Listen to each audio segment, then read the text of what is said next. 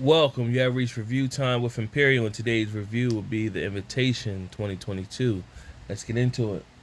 Subscribe to the channel, like the video. So let's go over the cast. You got Athalia Emanuel plays as Evie.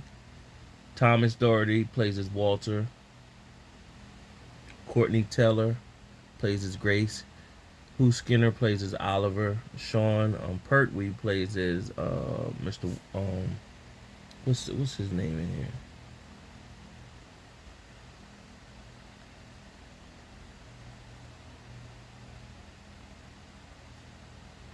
Mr. Fields.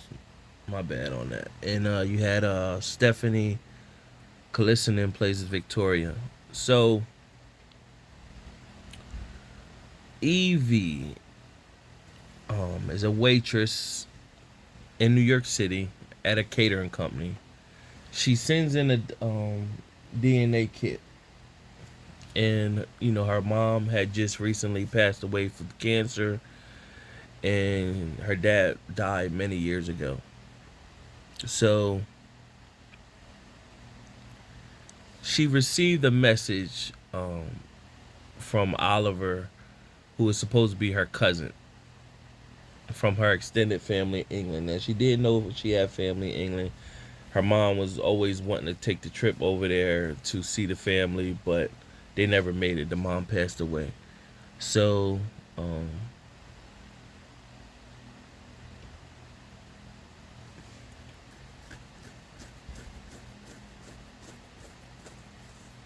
Oliver shows up to New York City, has lunch with her, pretty much tell her that the family wants to meet her, and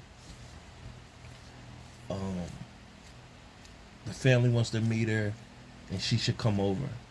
Now, of course, her friend Grace is like, "You shouldn't do this. They want your organs, and you'd be nuts to go over there." However, life ain't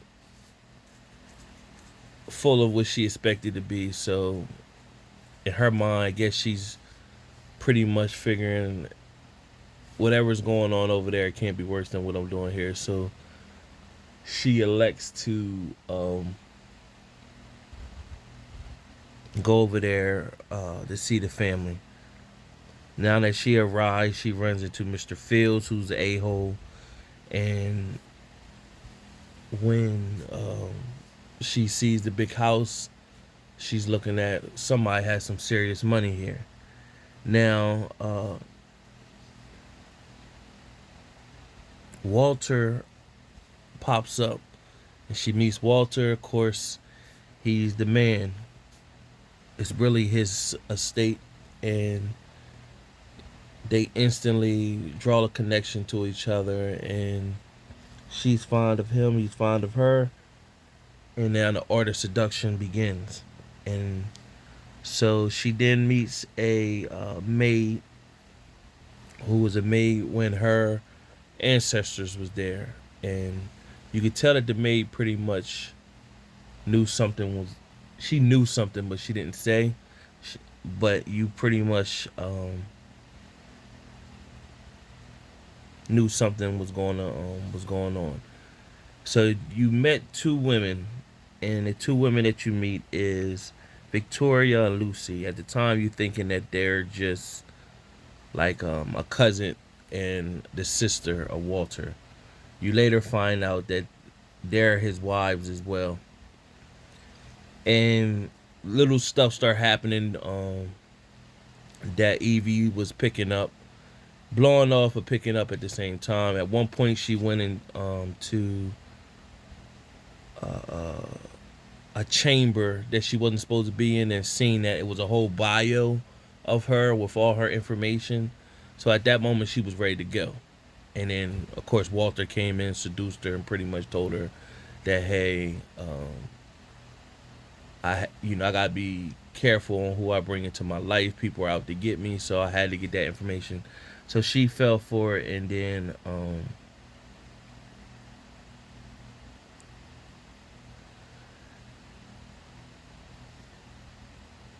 she got intimate with him, and she had sex, of course. And so after that point, what you see on the trailer, you do see her, that scene where somebody's neck gets sliced. That happens, and at that moment, that's when she find out that they're vampires, and so each of those women are descendants from each particular family, and he needs three wives, and she's the third wife. And so the wife Lucy pretty much is not as bad as Victoria. Victoria is more harsh, so Evie's not with it.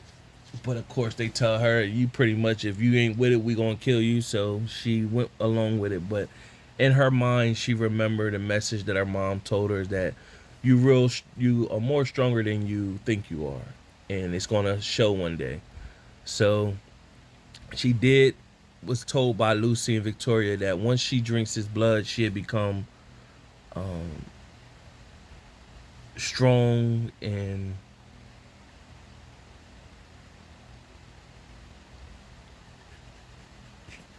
she'll be strong, and she'll be able to have the strength of 10 men, pretty much. And at the wedding, she drank his blood and got strong, and then she proceeded to fight. She stabbed him at first, and then everything broke loose. She went fighting, and she killed Mr. Fields, and her and Victoria started fighting, and Lucy jumped in, and Lucy um,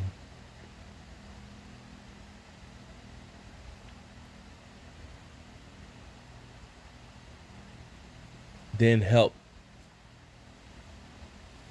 Evie, and in the process of helping Evie, she stabbed Victoria and Lucy at the same time, where they Lucy pushed Victoria on a stake, and she pushed herself on there too, and so they both got killed. Walter appeared at the end, choking Evie, and Evie pretty much was, broke free, stabbed him again, kicked him in the fire. And at that time, when she kicked him in the fire, she remembered Victoria told her if he was dead, she wouldn't have her fangs and everything and her power no more.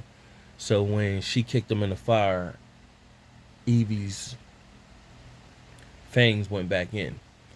So at this point, Oliver, who was supposed to be her cousin that seen her in New York, he dipped off. So it showed 2 weeks later. It showed Evie um, in London with her friend Grace, and it shows Oliver walking down the street, pretty much talking to someone, saying she's mortal and she lost her power, and we don't gotta worry about her. So now it shows her appear with her friend Grace, and pretty much saying that they got each other back, and they're going in to approach Oliver. Now, what I believe is taking place at this moment is that Evie is really not hasn't lost her powers. Her fangs went back in because she controlled it to, but I don't think she lost her power. I think what she's coming to do is to show that she still has the vampire power, and she wants to collect from her estate and her portion of whatever finances. So that's what I think is going to take place if this is picked up. I think this movie would have been better suited for like a streaming platform, Peacock, Hulu, Netflix, especially when Natalia Emmanuel was on Army of Thieves. She was good in there or whatever. So I would have this would have been better suited for um, a streaming service. And that way, something like more like a year or so later, you could see a part two. Because I doubt with this how this performed in the theater that it would get a part two to go into the theaters. Of course, she was also Missandei in Game of Thrones as well, so that's where people might recognize her, where her head got chopped off, and then Daenerys. went rampage. That's what she remember. Made her turn into the Mad Queen when her friend got her head chopped off. So nevertheless, it would be interesting to see this on the part two on the streaming platform, but I doubt it get picked up. This just probably just go to the wayside. And the trailer, I thought this was going to be like the movie Ready or Not, but it came out to be not. It's totally different. So um,